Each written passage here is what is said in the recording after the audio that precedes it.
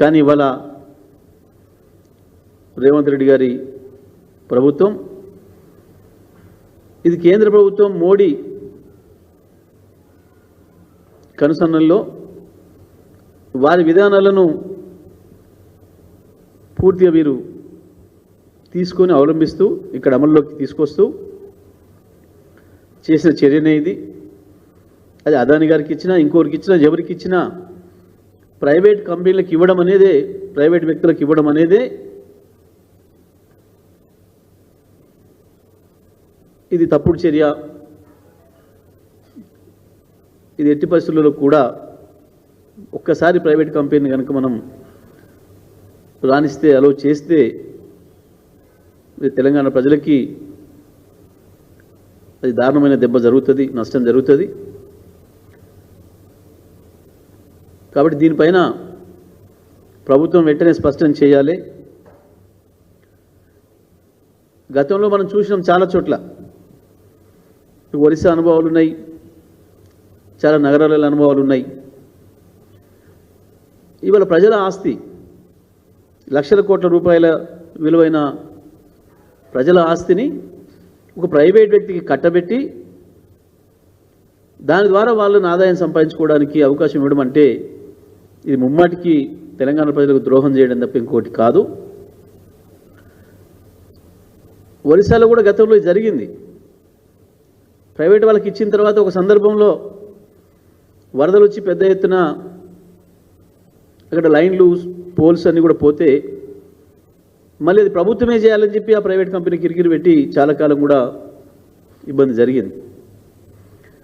మరి ఇవాళ అసలు ఇంకొక మాట, వారు అన్న మాట అది పూర్తి అబద్ధం. ఓల్డ్ సిటీలో 45% వసూలు అవుతున్నాయి, వాళ్ళు డబ్బులు కట్టట్లేదు అని చెప్పి మాట్లాడి అందుకే ఇస్తున్నాం ప్రైవేట్ వాళ్ళకని చెప్పి మాట్లాడారు. పూర్తిగా ఇది అసత్యం. ఓల్డ్ సిటీతో సహా తెలంగాణ రాష్ట్రంలో 97-98% బిల్లులు వసూలైనాయి.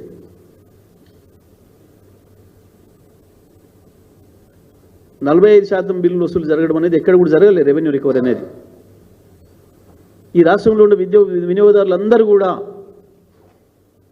సమయానికి విద్యుత్ బిల్లులు చెల్లించారు గత 10 సంవత్సరాలు. కొన్ని చోట్ల కొన్ని సర్కిల్స్లో 100% అయినాయి, ఎక్కడో ఒక చోట 1-2% తక్కువైతే ఉండొచ్చు. కానీ 97-98% తక్కువగా ఎప్పుడు కూడా వసూలు తక్కువ కాలే ఓల్డ్ సిటీలో కూడా.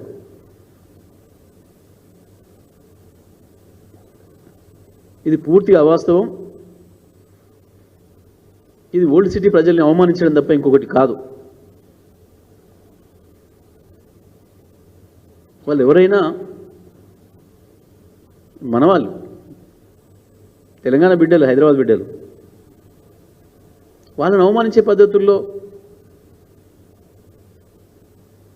మేం ప్రైవేట్ వాళ్ళకి అప్పచెప్తామంటే ఏమనుకోవాలి? దీన్ని ఎట్లా అర్థం చేసుకోవాలి ప్రజలు? ఎక్కడికి తీసుకుపోతున్నారు ఈ రాష్ట్రాన్ని? ఒక దిక్కు సిగ్గరేని బొగ్గు గనుల్ని వేలంపాట వేస్తుంటే ఉప ముఖ్యమంత్రిపై దాంట్లో పాల్గొంటాడు. మేము మా వైపు నుంచి మేము ప్రశ్నించిన తర్వాత BRS party working president KTR గారు ప్రెస్ పెట్టి పత్రికా విలేకరుల సమావేశంలో ఎట్టి పరిస్థితుల్లో కూడా ఈ ప్రైవేట్ వాళ్ళకి అప్పచెప్పడాన్ని అంగీకరించేది లేదు, వేలం ఆపాలని చెప్పి డిమాండ్ చేసిన తర్వాత అప్పుడు భుజాలు తడుముకొని మేము కూడా వ్యతిరేకిస్తాం అని మాట్లాడారు తప్ప మాటలలో వాస్తవానికి చేతలలో వ్యతిరేకించలే. చక్కగా పోయి భట్టి గారు జరిగే వేలం కాడ కిషన్ రెడ్డి గారికి బొకే ఇచ్చి స్వాగతం చెప్పుకున్నారు. ఒకరికొకరు బొకేలతో కొట్టాడుకోలే, బొకేలతో స్వాగతం చెప్పుకున్నారు. మరి వారు ఉండగానే ఆ వేలాన్ని బొగ్గు గని వేలంలో పెట్టారు, దాన్ని ఆ గనిని, శ్రావణి గనిని తీసేయించలేదు దాంట్లో. ఇప్పటి కూడా చిలక పలుకులు పలుకుతున్నారు. చీకటి దొంగలాగా ఇద్దరు లోపల మాట్లాడుకొని ఆ పని కంటిన్యూ చేస్తూ పైకి మాత్రం మేము వద్దన్నాం, మేము వ్యతిరేకించినాం అని తీయడుపులేటి మాటలు మాట్లాడుతున్నారు. నిజంగా వ్యతిరేకించే వాళ్ళైతే మాలాగా చెప్పాలి. పైగా ఇంకా బీఆర్ఎస్ మీద బురద జల్లే ఒక చిల్లర ప్రయత్నం కూడా చేశారు. అప్పుడు వీళ్ళే ఒప్పుకున్నారు.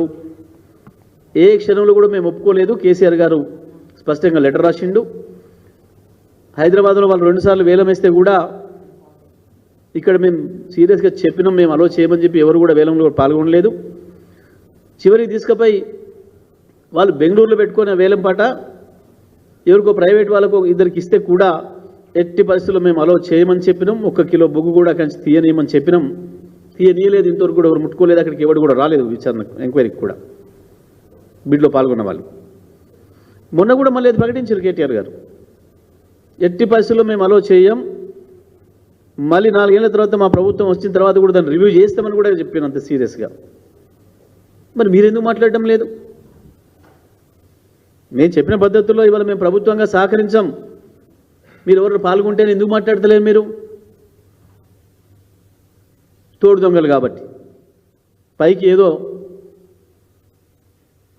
పెదలతో మాట్లాడుతున్నారు తప్ప మీరిద్దరు మనసు ఒక్క తీరునే ఉంది.